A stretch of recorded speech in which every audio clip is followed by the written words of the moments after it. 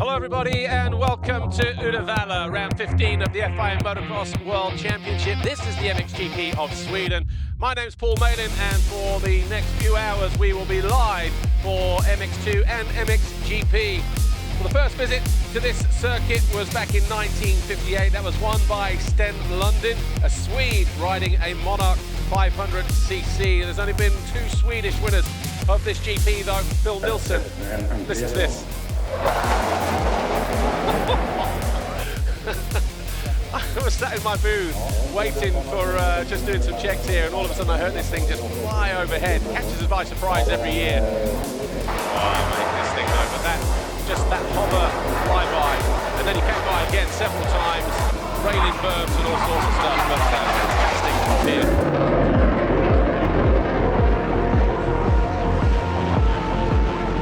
Goggles are going to be destroyed by the time they reach turn one as the Fly Racing 15-second board goes up for the first time this weekend. The MXGP of Sweden here at UDDEVALLA.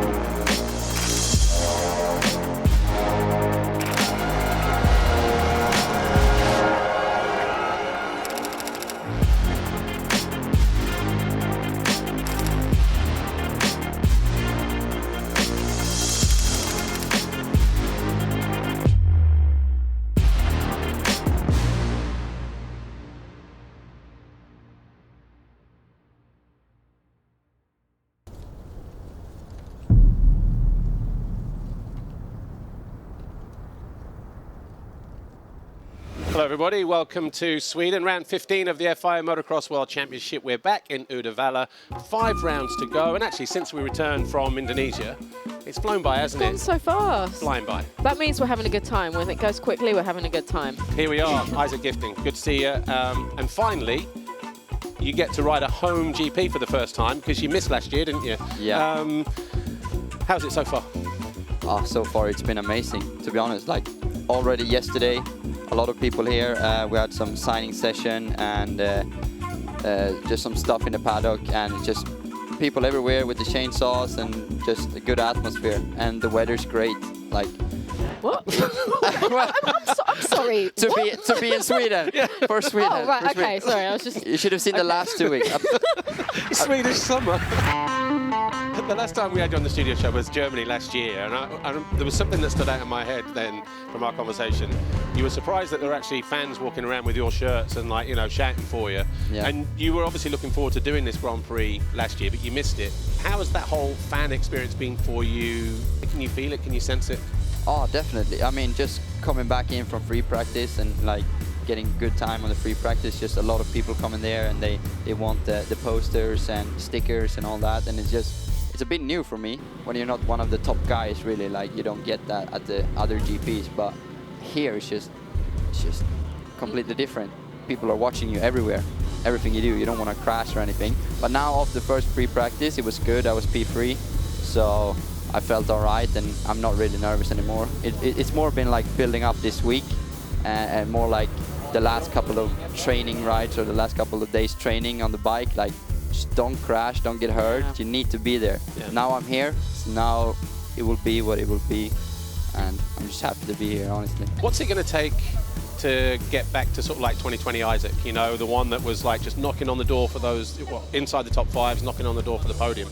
To get back to that 2020, I'm not sure. It was very different, you know. There was like no pressure, basically. Yeah. I just came in as a fill-in rider, really good stuff, good engines, everything, and I had nothing to lose, really. Like, I wanted to get a contract for next year, so I just sent it every race, and it just worked out. Now it's a little bit more trying to not get hurt, not crash and stuff, so it's definitely different.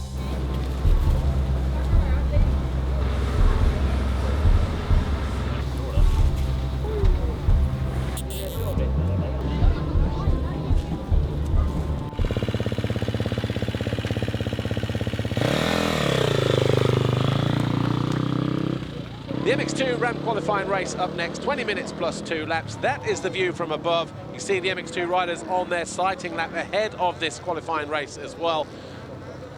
20 riders were entered, but I think only 19 are going to be going to the gate, because in the time practice session, Lucas Kuhnen, the Nastan Husqvarna factory rider, he went over the bars off track and was down for a while. He's been to the medical centre, I believe, for some observation.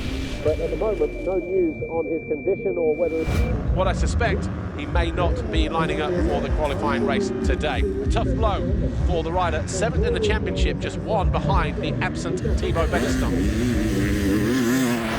24, Kevin Horgmo, the F&H Kawasaki rider, as close to a home Grand Prix he's going to experience, coming from Norway. Kevin, mainly because it's like being here in Sweden is kind of the closest thing to your home GP, isn't it? Does it feel any different to you, or is it just another weekend of racing? Yeah, I would call it a home GP. It's three hours from my home, so it's really close to here. I didn't train here much growing up, but yeah, it feels like home. And a lot of fans here cheering for me, so it's always nice with a little bit extra attention. And yeah, just racing-wise, it's just another GP, so let's go for it. Sweden was the closest round to Kevin's home GP, so you saw a lot of Norwegian fans, and it was a really nice atmosphere for him and a special weekend for him. Now, bearing in mind, we were 2.5 hours from where he grew up in Norway, just over the border. He had a lot of home support there, even the Swedes and the Finns that came, maybe the Danes that came up. He had a lot of support there that weekend.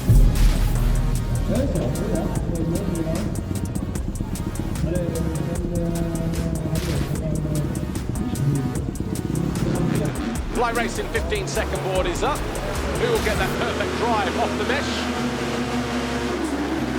All eyes over to the right side. Adamo out of the seat first, and so too Horgmo. And it's Horgmo who may have the advantage, but then Kuhnen. Sasha Kuhnen, by the time we get to turn 2, but Horgmo will have the good line around the outside here. Side by side as they drop down into the valley for the first time. Sasha Kuhnen leads. Horgmo second. Adamo third. Evans fourth. Elsinger fifth. Braceras in 6th place. Weckman, Oliver, Langenfelder, Edberg, Hansa, Nernig, Gifting in 13th.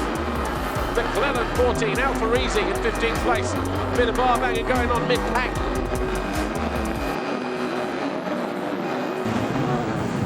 Little Sasha Kuhnen. Second in Finland in the qualifying race. Can he stay there though? Can he sustain this pressure of leading from Kevin Horgmo, who is riding as close to his home Grand Prix as he will experience, coming from just over the border in Norway? Kevin Horgmo never got better than 3rd in the qualifying races last year. He's had a couple of 5ths so far this year. He's in 2nd right now with 3 minutes plus 2 to go. He is within touching distance of a first career pole. 7 riders so far this year have won this ramp qualifying race. There will be an 8th, no matter which way you look at it. And Horgmo takes over the lead in front of the home fans, inverted commas, home fans. More turn to go for the number 24. And Kevin Horgmo will round out the final turn. He wins the ramp qualifying race. He takes his first pole position. And what a place to do it. What a race. What a good job that from Kevin Horgmo. See, it's not so difficult to win a race, eh, Kev? He'd never had a pole position before. And when he capitalized on the little mistakes that Sasha Kuhnen was making, he turned that into his own. He was under attack for the rest of the race. He brought it home, and then just getting that first win, that first qualifying win, doesn't matter. A win is a win, the same as a race win on Sunday. To get that, all of a sudden, the realization that you can do it changes your mindset ahead of the race. Yes, box. Här har vi det. Ingen idé att snacka med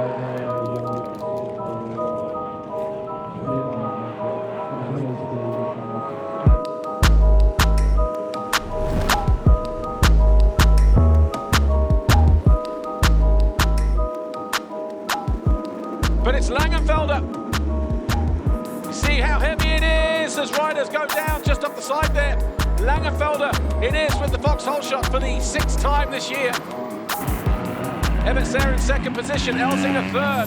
Then Sasha Kuhnen under the exit Moto Jonass, Langenfelder, Evans, Elsinger, Kuhn, shifting in fifth, Horgmo sixth, Camden McClellan, Emil Wetman, Oriol Oliver, Edberg, Lerning, Adamo, in 12th place, Battered, Olsen, Alfarin, Tesla, Swede, Valeri and Shabatti. Simon Langenfelder, the Red Bull Gas, absolutely immaculate.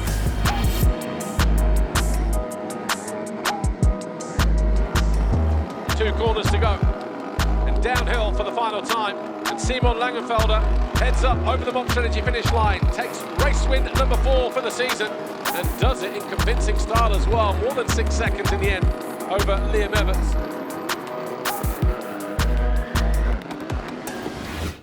Kevin Horgmo, a good, solid ride in race 1. All he needed in race 2 was to, bring it home. Riders making their way to the line then, led out by Kevin Horgmo, the F&H Kawasaki rider, who won his first Ram qualifying race on Saturday, his first pole position in MX2. Finished 4th in race 1. Can he make the podium here? This could be his weekend. We could see him on the podium for the very first time this year. Gate drops, eyes over on the right-hand side, Horgmo again, but Langenfelder closing across Liam Evans. Langenfelder runs wide, Horgmo down the inside, and that allows Adamo to capitalise, and he leads up into turn 2. Evans getting into problems as he steps up onto the plateau, and Horgmo around the outside of a hesitant Adamo, and he leads. The fans out on the bank erupt as the Norwegian leads here in Sweden. And it looked for a very long time that he was going to be on the podium. But then Liam Evans started to catch him.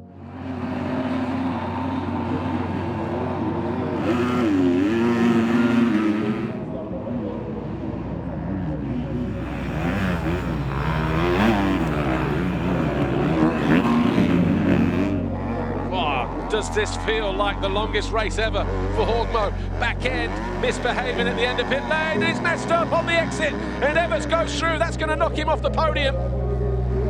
Oh, and his bike's gone. Oh, Horgmo has a problem with the machine. Heartbreak for Kevin Horgmo. Can't believe it.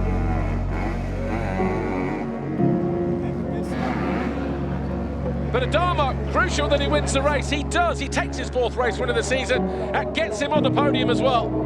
Simon Langenfelder just checking, do I still win the Grand Prix? Yes, you do. And he's absolutely pumped with that. His 2nd win of the season.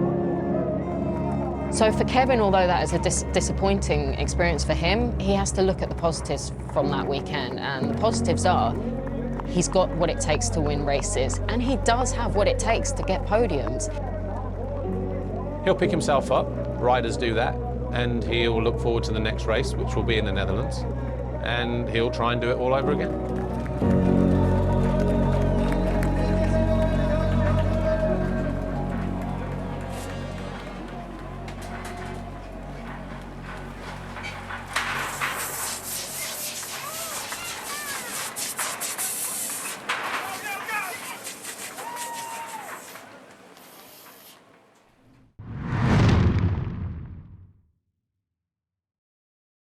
The clicks and for the suspension, Not yet, I still need to...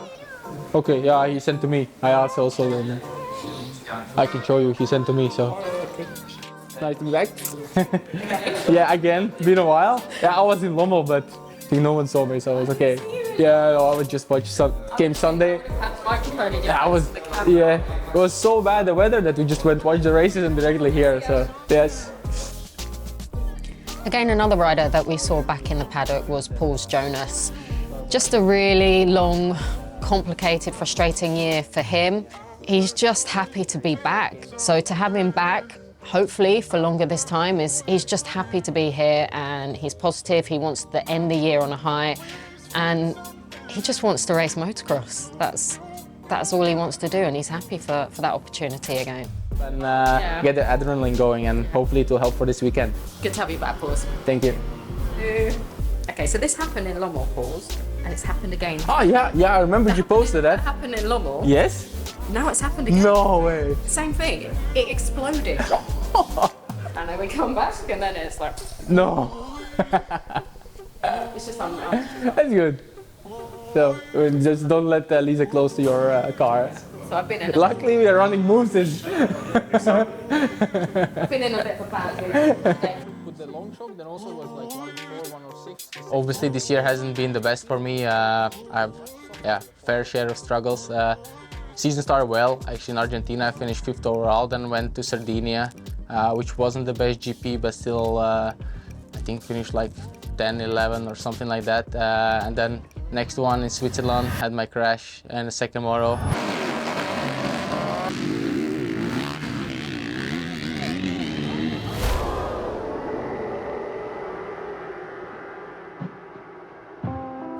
Not forgetting Paul's was the 2017 MX2 World Champion, so he knows what it takes to win a world title. He has that talent in him. Had a big open wound, which didn't heal so fast, so I had to miss some GPs. And then after, when I came back, I had a pretty big crash in the practice where I hurt my back, which again put me out for a longer time.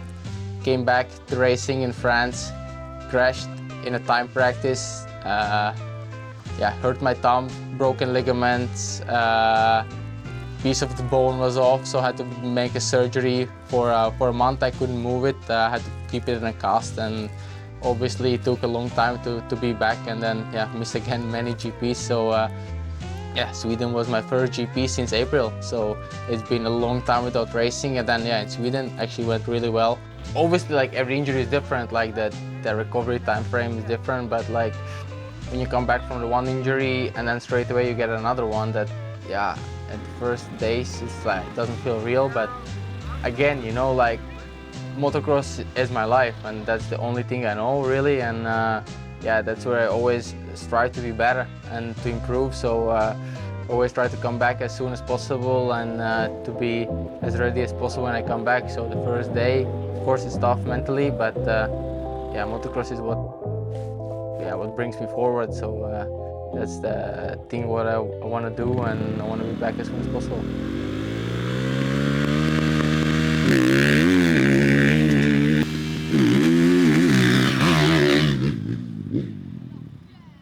Yeah, in general, there's a berm coming out in middle, and you can really carry a lot of speed, go in, really bang it to come out, you know, with more angle, you know, and be less on the angle of the bike for less long.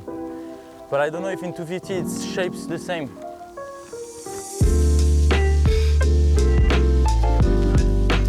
We are here for another paddock tour with Maxime Renault from Monster Energy Yamaha Factory MXGP team. Maxime, you are back and you will be racing this weekend, but it's been a long road, hasn't it? Yeah, really long road.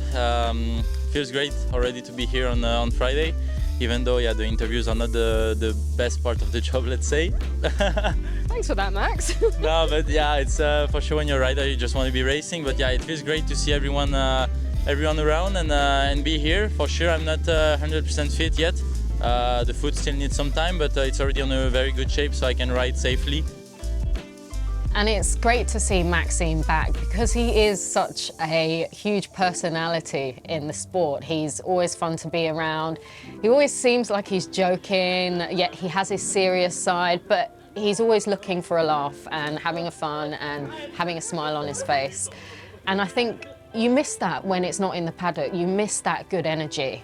But also you notice him not being out on track. You notice that he's not in the races because he brings that intensity, he brings that interest. He makes it more exciting because he's always involved in a close battle. He's always mixing it up on track. So we do miss Maxime in both aspects of the sport. On training, even if you push as much as you can, there is never the riders around, there is never that real pressure, you know, from starting all together and being racing, and that brings sometimes arm pump or just muscle soreness, you know, because you ride tight. So that's what we want to get rid of on those next two races, and to get back to my normal shape, I would say. So I'm just like this, you know, I'm a fighter, so when if tomorrow or Sunday I start good, you know, I want to be fighting with the guys. I want to be fighting on my level. So I need to keep that, you know, and just be focusing on myself and no ego, you know, because that's a story of ego also. So yeah, it will be the big goal this weekend, and then yeah, just ride on my good technical level and see what it brings.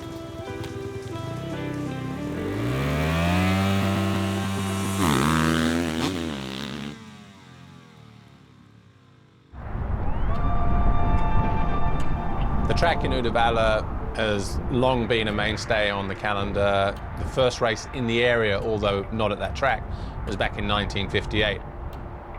But the ground at UDDEVALLA is very hard pack underneath. You see that from the rock faces around the quarry. So very, very hard and loose on top, so it's quite deceptive. And then on Sunday, yeah, it was a completely different story. Hello everybody, welcome back to UDDEVALLA, round 15 of the FIM Motocross World Championship. This is the MXGP of Sweden. Massive rain, big rain, huge rain. There was a thunderstorm absolutely swept through here last night. I know my dress, I come and go as you come in. And it's fine with me, and it's fine. If it rains, how much water can it take? Because with it being so firm, the water will tend to sit on top. And when it sits on top, you've got a lot of puddles. The start straight can be a nightmare. Usual calm before the storm then. MXGP Race 1 here at UDDEVALLA in Sweden. And so from there, the start becomes even more crucial than it already is.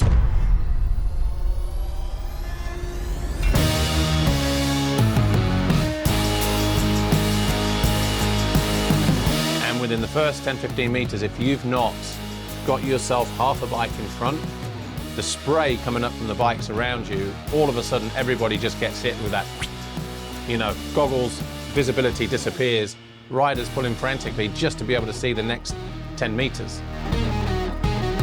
Obviously, UDDEVALLA was really heavy track on Sunday, like it was really technical. But it's Febvre who leads, Prado second, Siwa in third, Jonass, the standing construct Honda in fourth place. You know, not many times you get conditions like that. You can get some places like really slick, and then if you go like off the main line, it's like again really deep mud. We've had some specialists over the past. Roman Febvre's won there, Tim Geisers, Jeffrey Hurlings, Jeremy C were all two-time winners. To win there, you need a good start, but you also need to be patient, because if you're not patient and you ask too much of the throttle, the rear wheel's going to step out, you're going to get traction at some point, and you can high side. Oh, and down he goes. Tim Geiser just running offline. Renault puts the squeeze on her V-Stow and then tips over. You need to stay in the good line and not go out of it, not go over the limit. In some places, the ruts were so deep that, yeah, you could nearly take the foot out. Some corners with the bike, like after the start, the left corner, and then you would jump up.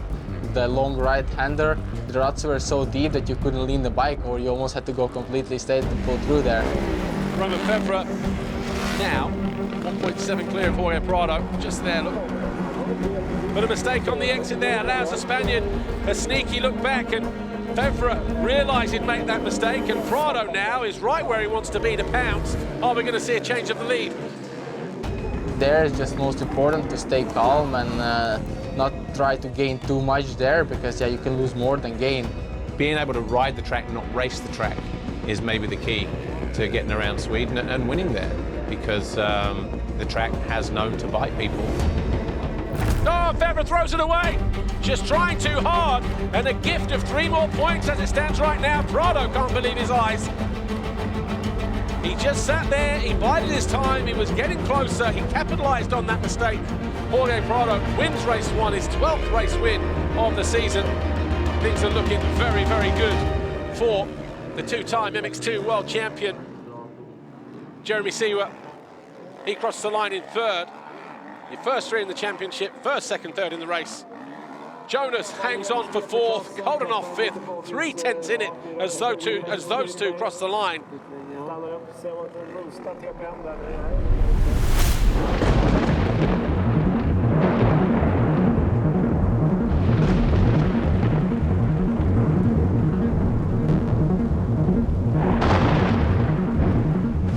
had a massive downpour of rain. It's just starting to ease back a little bit here. Anything goes, anything can happen. Bravery will be rewarded.